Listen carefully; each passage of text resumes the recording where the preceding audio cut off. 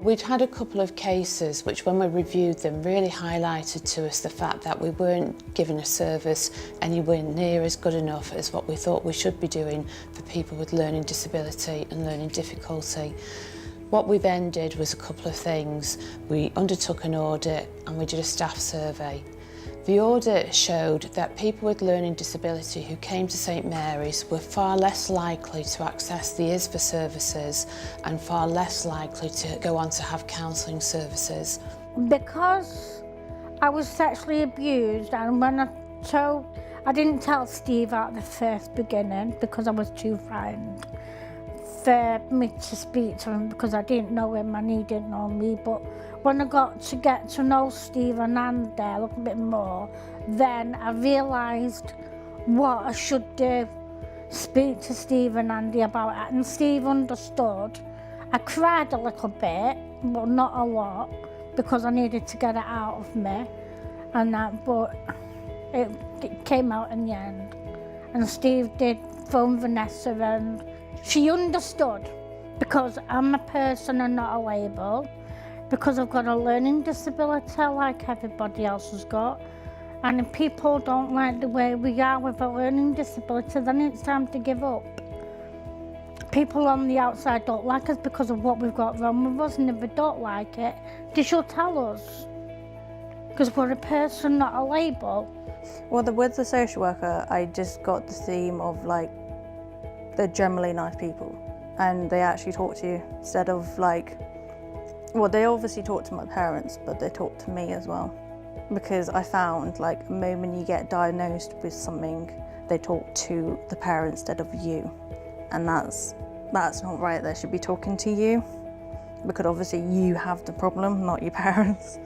The staff audit that we did showed that staff felt underconfident in, one, detecting people with a learning disability and then communicating effectively with them. What we decided to do was to look to see how we could improve communication, and that's communication on lots of different levels. So face-to-face communication when somebody came to us, our website, because we know that people with learning disability are at higher risk of being sexually assaulted, but there's more barriers for them, it's harder for them to access help. So looking at the website to make it easier for them to then access us, and then looking when they did get here, how were we communicating with them, the written material we gave them with the leaflets, etc. So what we did to try and help inform us on how best to go about this was we held several workshops, so focus groups with people with learning disability. So Manchester People's First was the main one that we did, and also an organisation called Pure Innovation. The messages that came out from that were really clear. So one from the people with learning disability is how we speak to them. And they were very clear on this, that they wanted us to speak directly to them and not to their carers.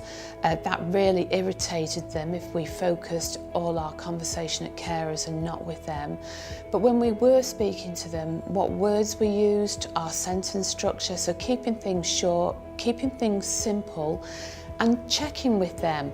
They're all individuals, they'll all have individual problems with communication. So asking them, how is it that I can best communicate with you? So constantly checking their understanding and not going into professional speak with the big words, etc.